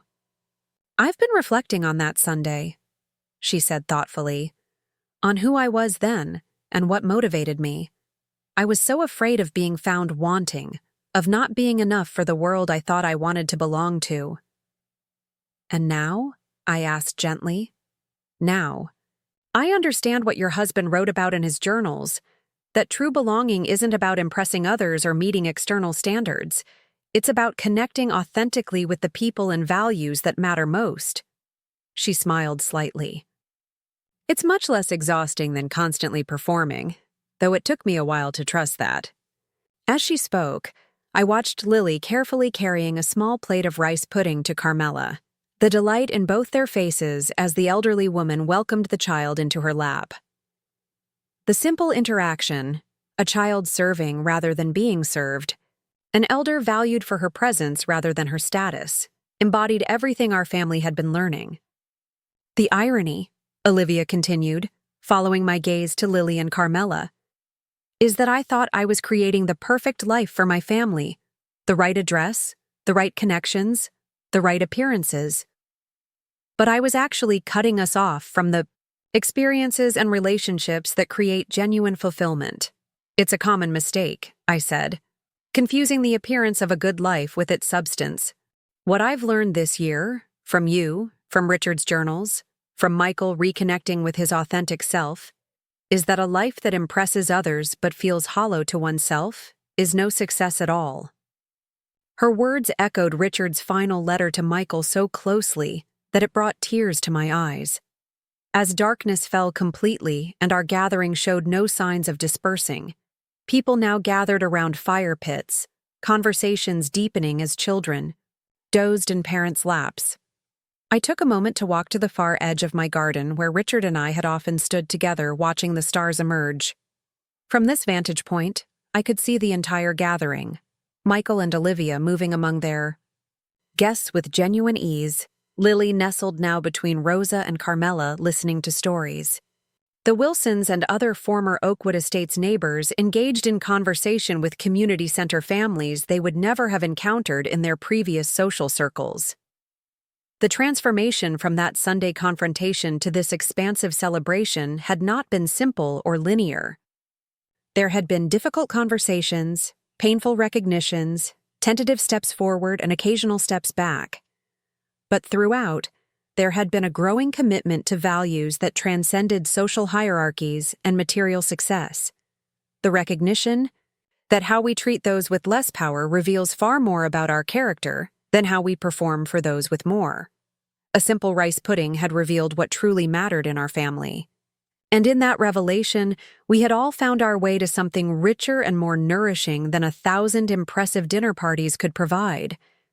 As I rejoined the gathering, slipping between conversations and connections that now flowed naturally, across boundaries that once seemed impermeable, I carried with me the certainty that Richard would have loved this evening, not for its polish or presentation, but for its authenticity and warmth. 1 year ago, I had walked out of my son's home, carrying a container of rice pudding and decades of values that seemed in danger of being forgotten. Today, those values had not just been remembered but embraced and expanded, creating ripples of transformation that extended far beyond our immediate family. Sometimes, I reflected as Lily climbed into my lap with sleepy contentment, the most powerful thing we can do is simply to stand firm in what we know to be true, not with anger or self-righteousness, but with the quiet certainty that how we treat the most vulnerable among us matters more than any social advantage or material success. That knowledge, lived rather than merely spoken, may be the most valuable legacy we can leave for those who come after us.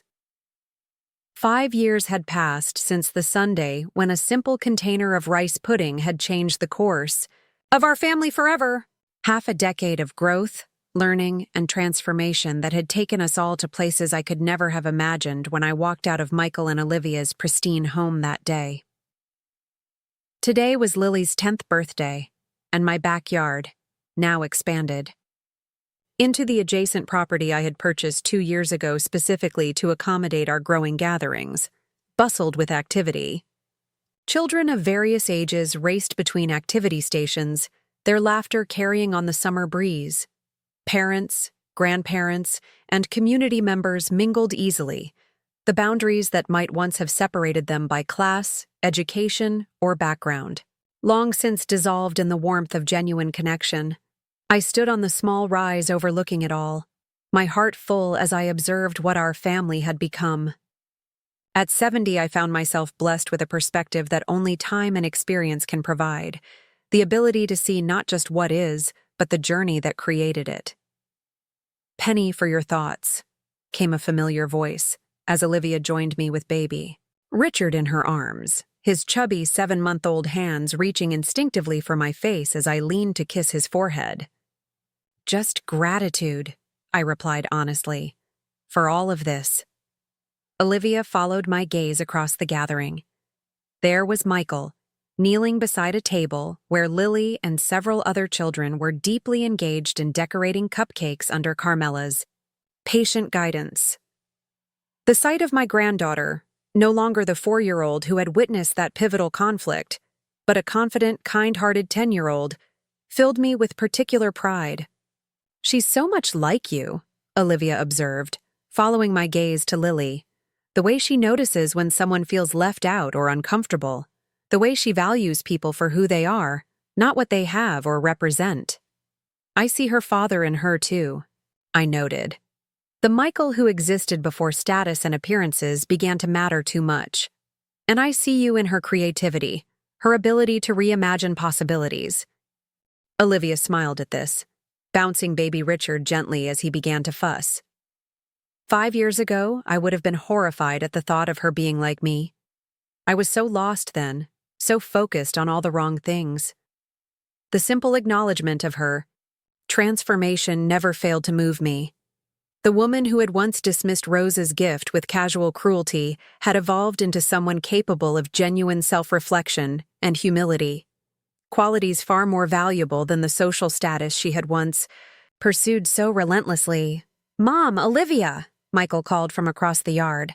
"Lily wants to make her announcement now." We made our way toward the central area where Lily stood, uncharacteristically nervous, beside a large object covered with a colorful cloth.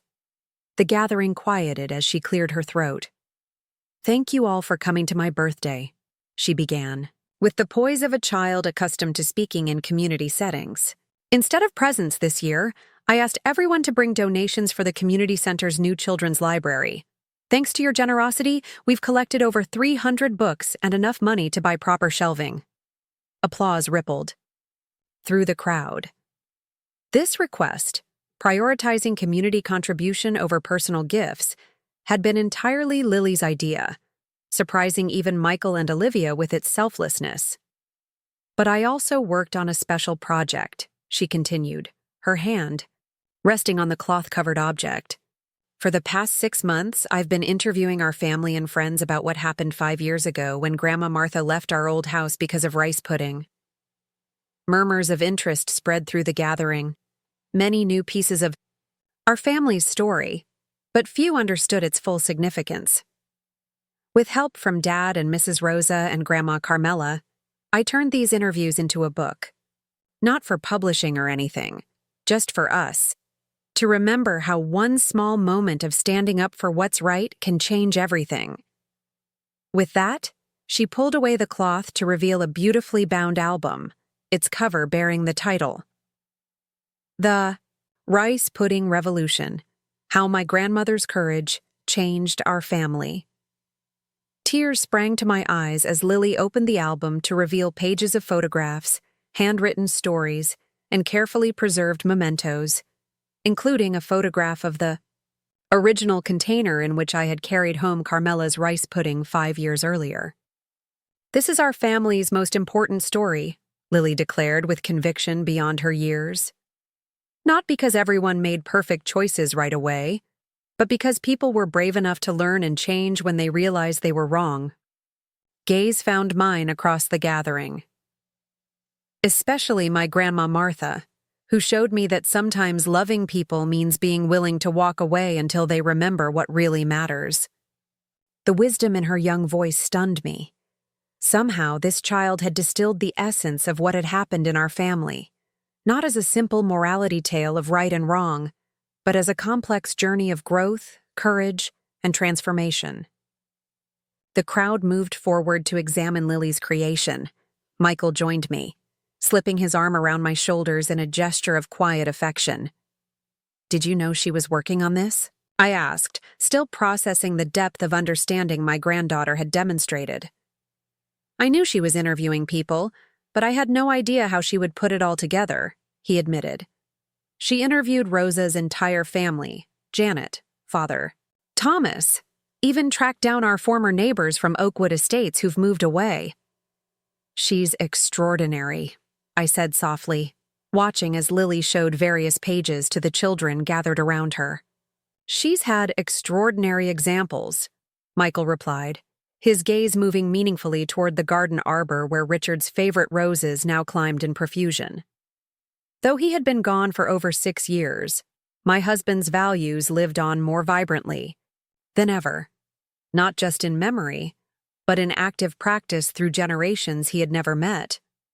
As the celebration continued, I found myself drawn to a quiet corner of the garden where Rosa and Carmela were resting on a bench beneath a shade tree, baby Richard now sleeping peacefully in Carmela's practiced arms.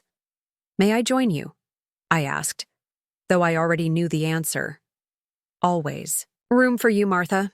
Carmela patted the space beside her. At 82, her face bore the beautiful evidence of a life filled with emotion, lines of joy, worry, laughter, and love etched into her skin like a map of a life authentically lived. "Lily's book is quite something," Rosa observed. She included the recipe for the rice pudding, said it deserved its place in history. We shared a smile at this, the three of us now bound by more than the pudding that had catalyzed such transformation. Over the past 5 years, our families had become genuinely intertwined, sharing holidays, supporting each other through difficulties, celebrating triumphs, and creating new traditions together. "Did you ever imagine that Sunday, where it would all lead?" Rosa asked me, her gaze taking in the expansive gathering that had grown from our original families to include dozens of community members who had become part of our extended circle. "Never," I admitted. "I was simply trying to honor what I knew to be right, with no thought to consequences or outcomes." "That's always how the most important changes begin," Carmela observed with the quiet wisdom of her years. "Not with grand strategies, but with simple moments of choosing integrity over convenience." As afternoon eased into evening, the birthday celebration transformed naturally into one of our regular community gatherings. Tables were rearranged, additional food appeared as if by magic, and conversations deepened as darkness fell and lights twinkled in the trees. I watched Michael and Olivia move through the gathering with natural grace, not the calculated social performance of their former lives, but the authentic ease of people comfortable in their own skin and values. Michael had left his prestigious law firm entirely 3 years ago, establishing a nonprofit legal center that provided services to underserved communities. The reduction in income had been substantial, but the increase in fulfillment had more than compensated. Olivia had discovered unexpected talent and passion in community organization, transforming the local center from a place that primarily provided immediate assistance to one that built lasting connections and capabilities within the community itself. The woman who had once measured success by social standing now found deep satisfaction in creating spaces where genuine human connection could flourish across all boundaries. Most remarkably, they had initiated a foundation dedicated to promoting dignity across socioeconomic lines, providing not just material support to families in need, but creating opportunities for meaningful connection between people who might otherwise remain separated by invisible but powerful barriers of class and circumstance. "Grandma, can you help me serve the rice pudding?" Lily appeared at my side, gesturing toward a table where several beautiful bowls of Carmela's signature dessert waited to be distributed. "It's the special 10th anniversary recipe." 10th anniversary? I questioned, following her to the serving area. "Yes. Mrs. Carmela made it extra special because it's been 5 years since the rice pudding revolution, and that's half of 10, which is how old I am today."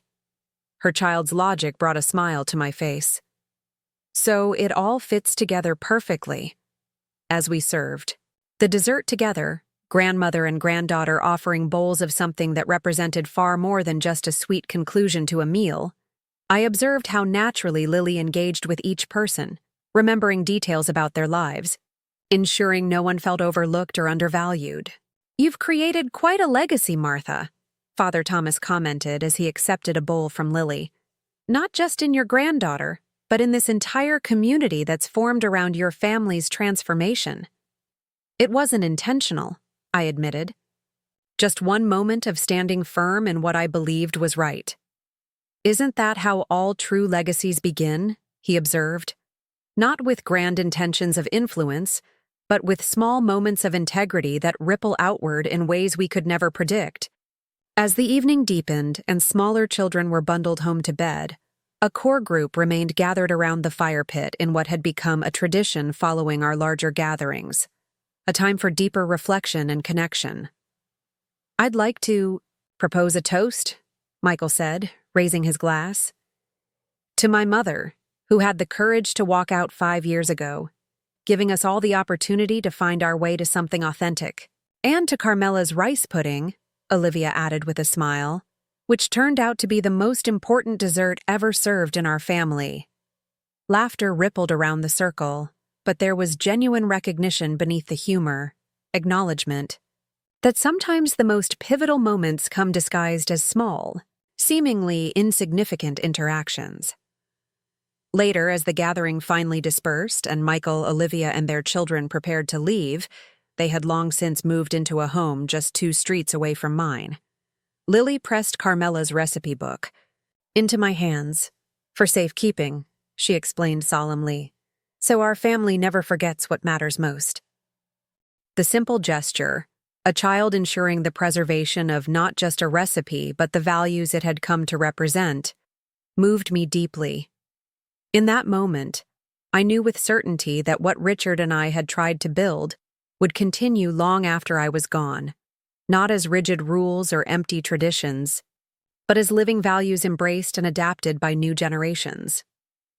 As I stood on my porch waving goodbye to the last departing guests, the night air soft with summer scents and distant stars, I felt Richard's presence with unusual clarity, not as grief or loss, but as continuing influence through the values that now animated our family and expanding community. "You were right, my love," I whispered to the night. "Family is our most enduring legacy, but only when built on a foundation of authentic respect for every person's inherent dignity." Returning inside, I placed Carmela's recipe book carefully on my kitchen shelf alongside the photo album Lily had created. Together, they told a story not of perfection, but of transformation, of how one small act of principle had created ripples that continued to expand in ways I could never have imagined that Sunday when I walked out of my son's home carrying a container of rice pudding and the determination to honor what I knew to be right. 5 years later, that simple dessert had become something of a family sacrament, a reminder that true nourishment comes not from impressive surroundings or social advancement, but from the recognition of each person's inherent worth, regardless of status or circumstance. I prepared for bed. I found myself profoundly grateful, not just for the healing and growth in our family, but for the courage to have stood firm that day when it would have been easier to stay silent. Richard would have understood that sometimes the most loving thing we can do is to walk away from what violates our deepest values, creating space for truth to emerge in our absence. A simple rice pudding had revealed what truly mattered in our family. And in that revelation, we had all found our way to something richer and more nourishing than we could have imagined. A legacy of values that would continue to sustain generations. I might never meet, but who would carry forward the understanding that how we treat those with the least power reveals the true measure of our character and worth. Up next, you've got 2 more standout stories right on your screen. If this one hit the mark, you won't want to pass these up. Just click and check them out. And don't forget to subscribe and turn on the notification bell so you don't miss any upload from us.